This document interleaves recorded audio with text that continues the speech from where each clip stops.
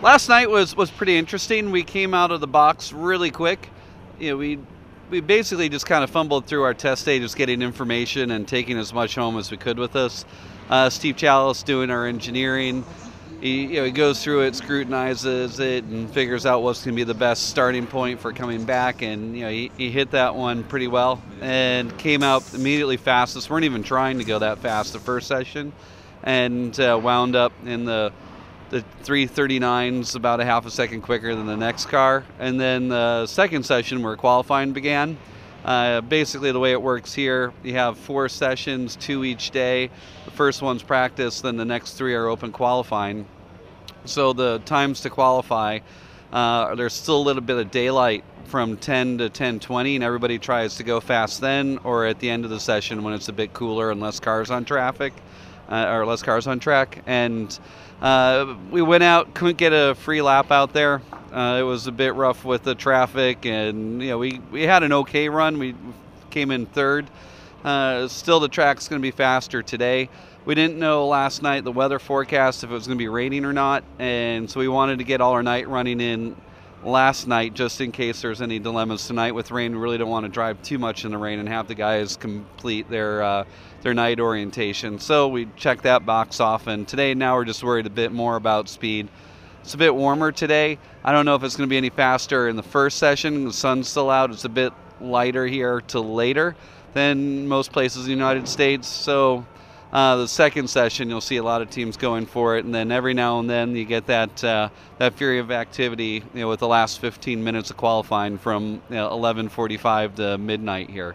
So hopefully it comes out. We're good, but regardless, we still have a fast car. We're not too bothered by qualifying.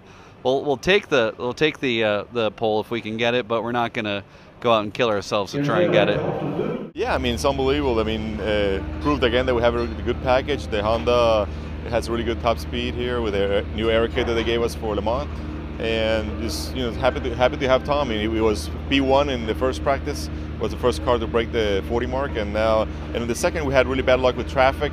He had some good laps coming, but the GTs were all spread around the track, and you're always catching one of them when they're in the worst place in the track. So I think we'll give it another shot today, and we definitely have a car for pole. We went out yesterday really looking to build a strong race car, and we decided if the speed was there that we thought we could go for pole, we would try and go for it. So obviously in first practice, both Tom and I were quickest at the time we ran, so I think we know we have the pace in the car, but it's very difficult here just with the combined qualifying to get a clear lap.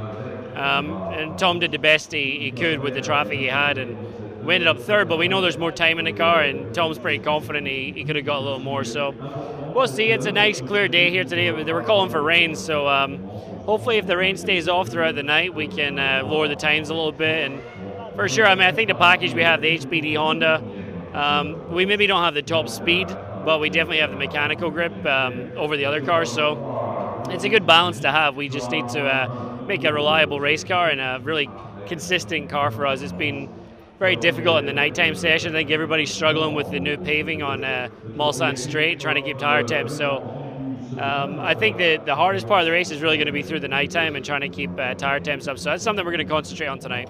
We'll finish up tonight with our qualifying runs, and then basically all Friday is just an off day for rebuilding the car, and there's a warm-up on Saturday morning at 9 o'clock or so.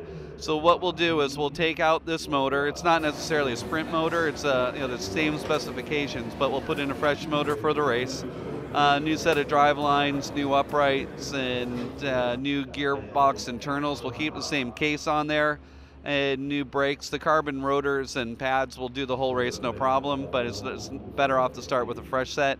And there's been a big improvement over the last 20 years of when in the 90s and stuff, you had a lot of teams just out there having to change everything and really babying the cars, but now there's been so much development aside from going fast, just into the lifing and keeping these parts on the cars. So it turns more from an attrition race to a sprint race here. So I think at 3 o'clock on Saturday, it's much like Daytona has turned into a 24-hour sprint race. Now Le Mans with the P2 cars has turned into a sprint race, and it should be. They're anticipating this race for the P2 class to be one of the best races overall for all Le Mans classes over all the years. It's really going to be an awesome race out there.